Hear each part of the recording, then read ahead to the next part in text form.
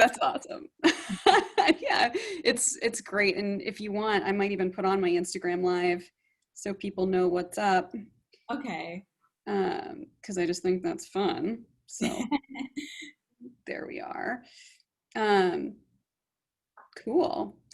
So, hello everyone who's tuning in right now. I'm here with Nneya Richards, who's one of the authors for Dance Adventures, True Stories About Dancing Abroad. Welcome, Nneya. I'm so delighted to connect with you. Hi, I'm Nneya Richards. Oh, Hey guys. No, I'm no, so sorry. I thought I was so cool for pronouncing it correctly. no, it's okay. It's totally fine. It's something that a lot of people mistake, but Nneya, yeah, Say it one more time, real slow, so everybody gets it. Nneya. Nneya, perfect.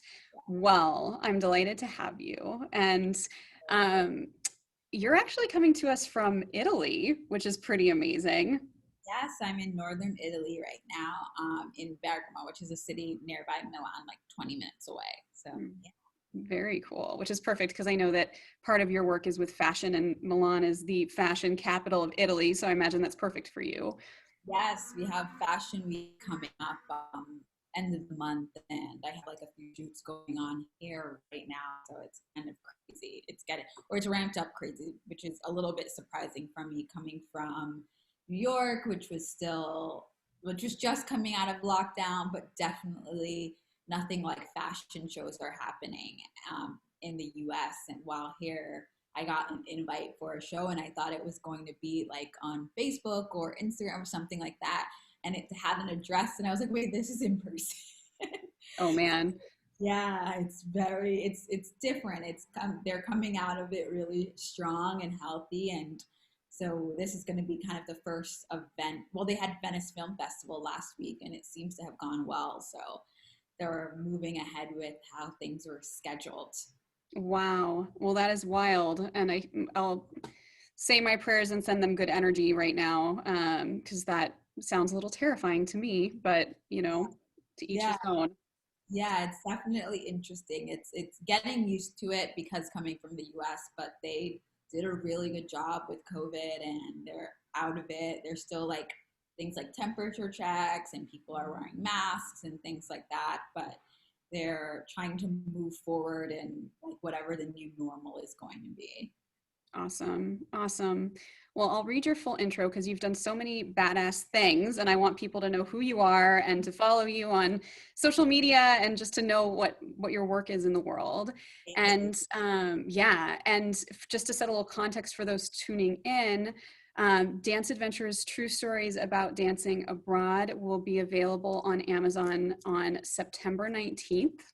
And I know Little Dance, and we're so excited about it. It's got stories from renowned performers, dance educators, avid dance travelers, and it's just full of incredible true stories from, I'm forgetting if it's 17 or 19 different countries, but a lot of different countries.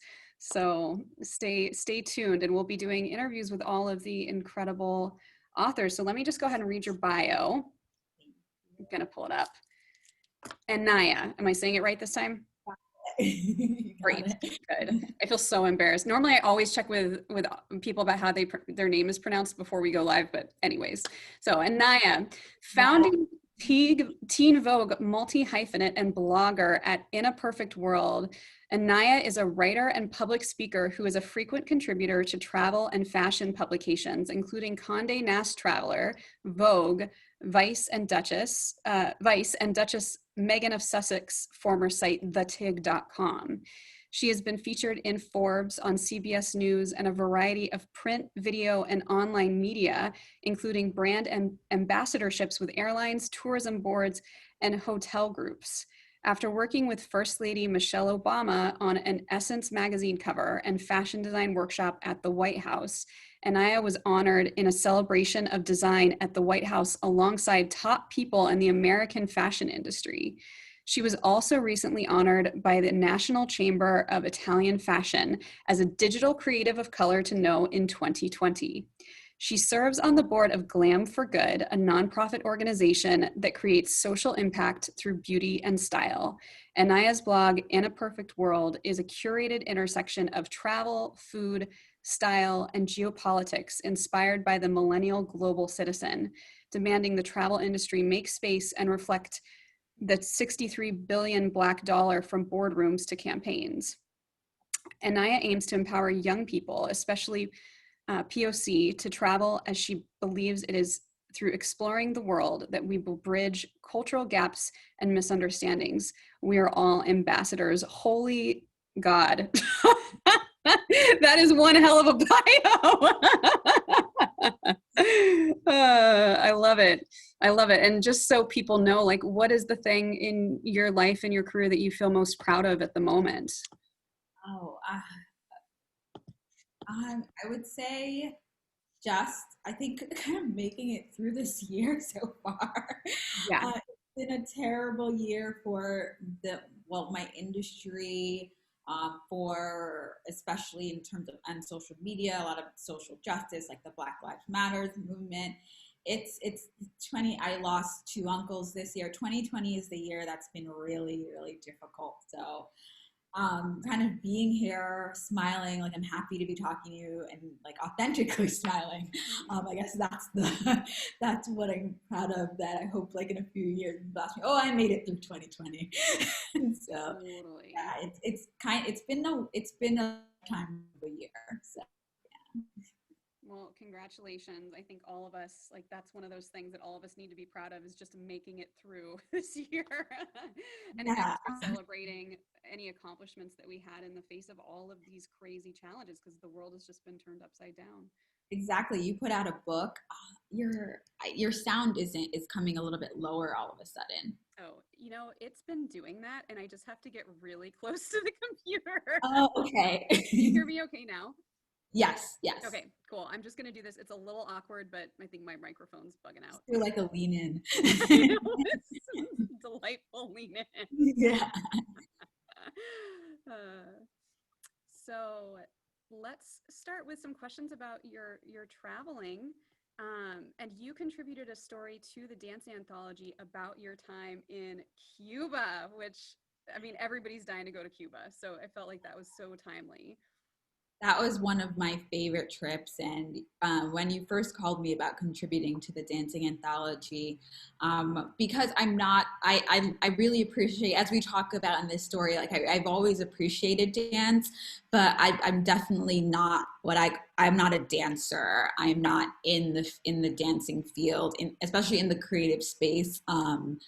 Dancing is not my thing. And while I love it, I'll casual dance, yeah, but not professionally my thing.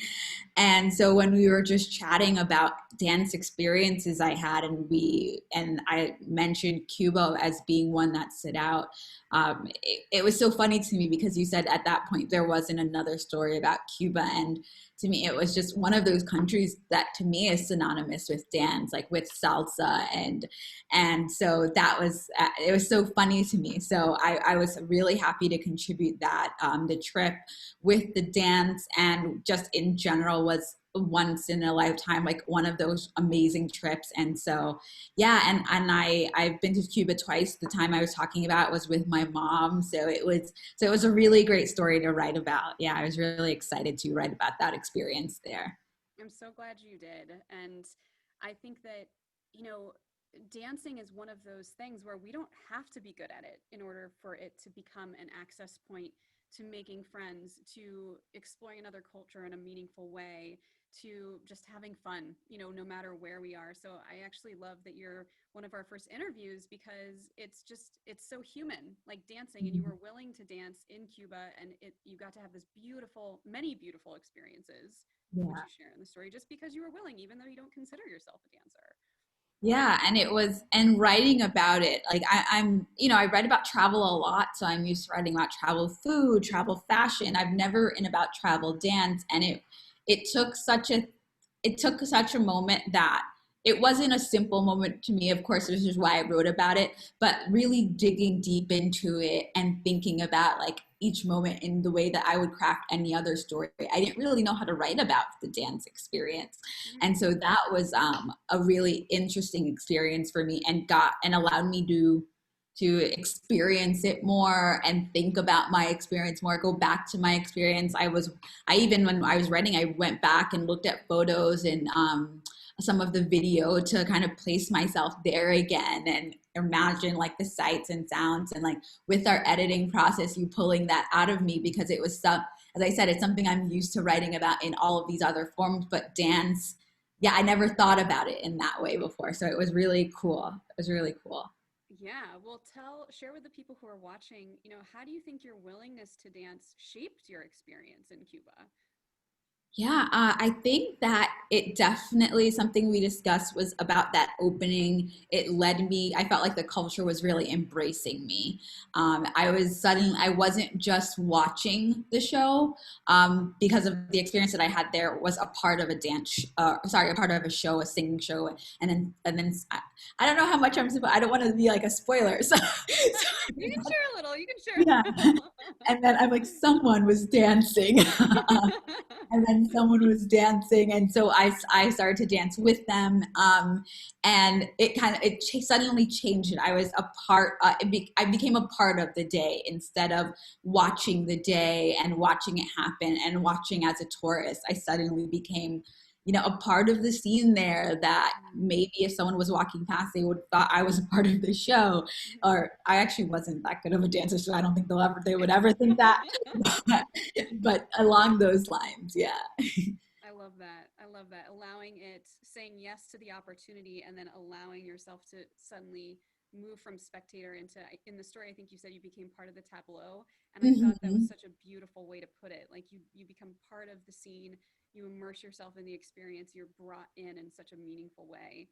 Yeah, and it's such a great way to be brought into a culture, is by dance, or brought into any kind of scene. Like, what a pleasant way to be brought into it. Yeah. Yeah, right. Well, and I know you don't consider yourself a dancer, but you have had some experiences dancing in the United States.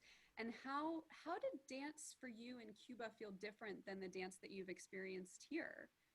Yeah, I think when I danced in the United States, I was a lot younger when I took dance classes, and I guess, and throughout college. So that it was interesting. Like, I've always loved dancing when I went out with friends here, or in the United States. And one thing I always lamented with traveling is that I wish that there was more dancing in our casual culture, and not necessarily like just drunk dancing.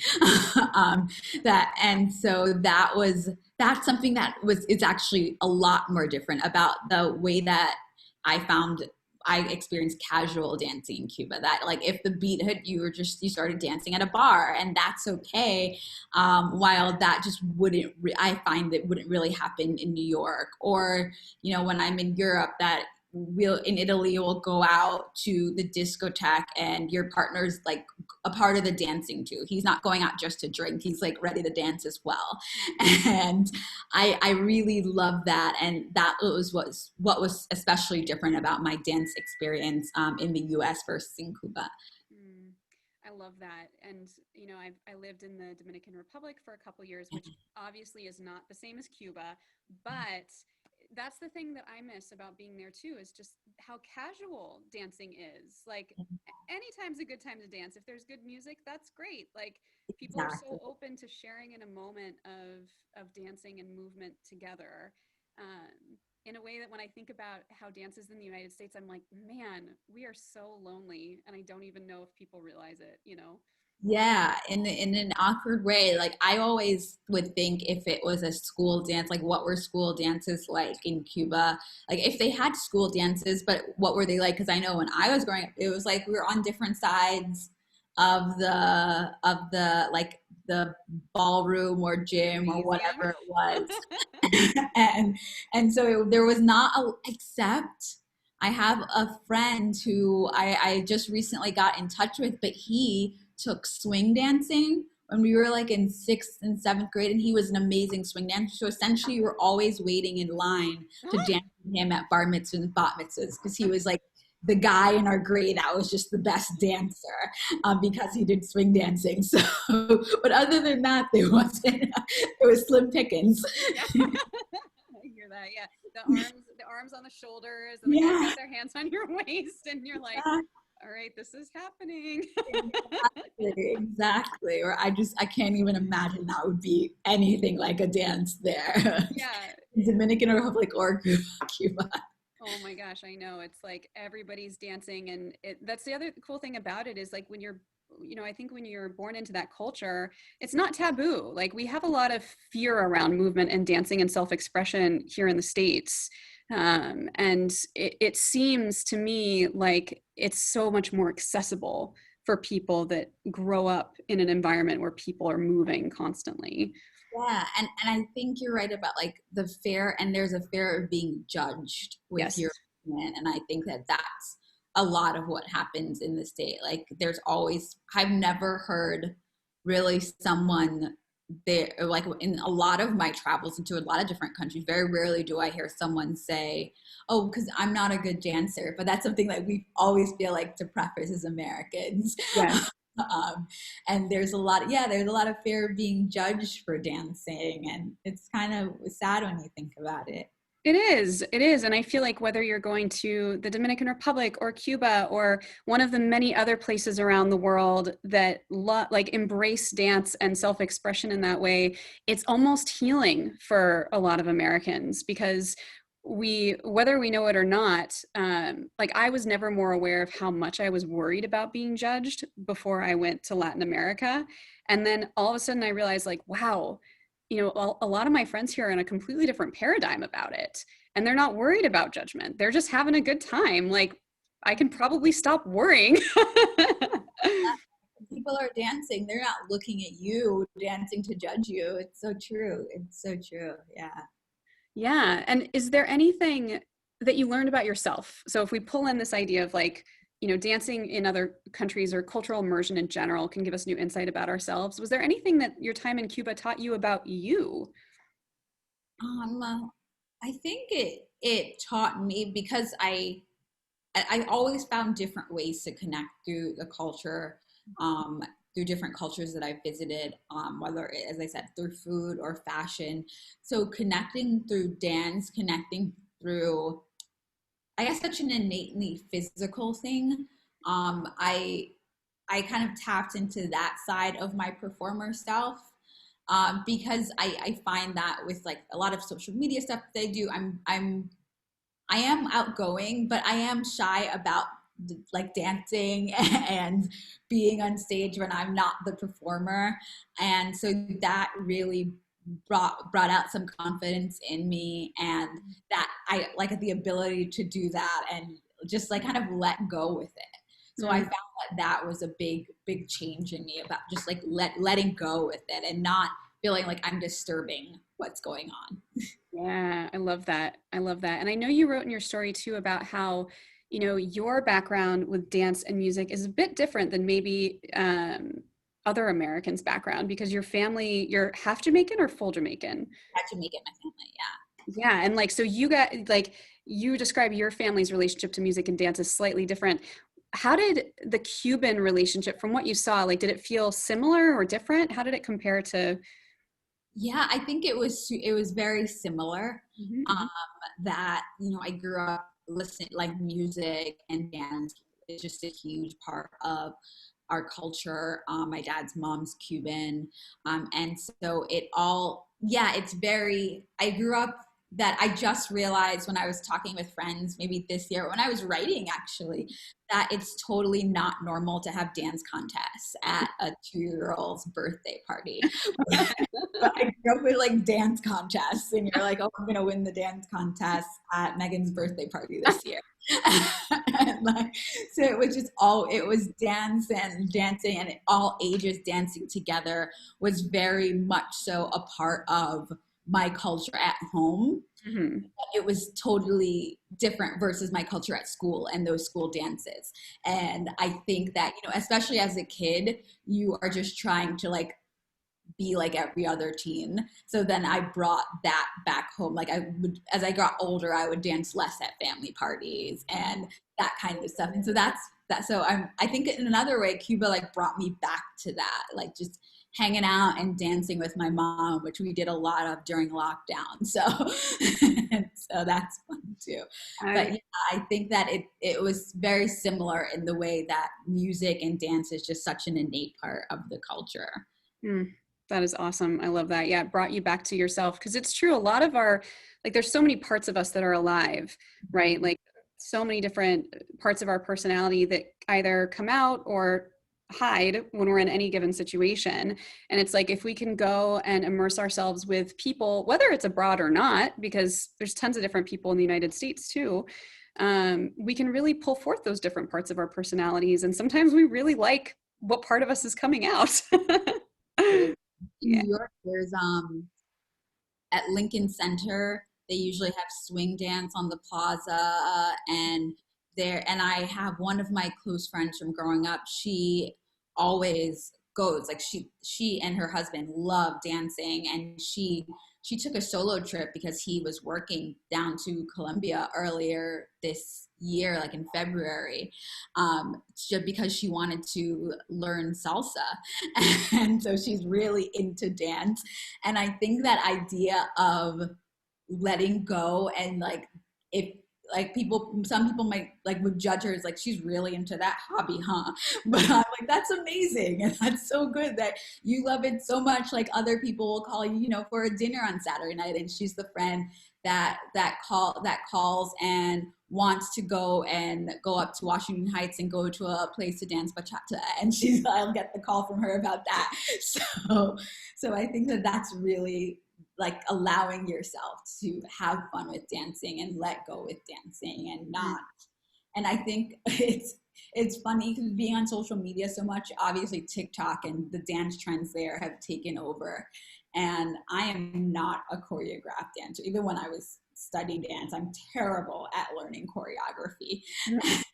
And but I think it's kind of fun about that everyone's into that now and learning choreography in front of their computers from like 13-year-olds. And it's so, yeah. That's awesome. Well, before we wrap up, I also wanted to ask a question about what it's like for you right now as a journalist.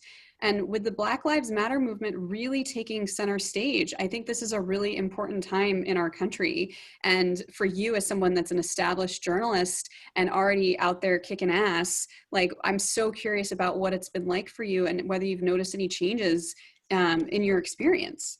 Um, I definitely have. I've noticed some changes. I've noticed it's honestly the biggest changes have come from the people that I think a private conversation would have caused them to change anyway, or were on the path to change anyway.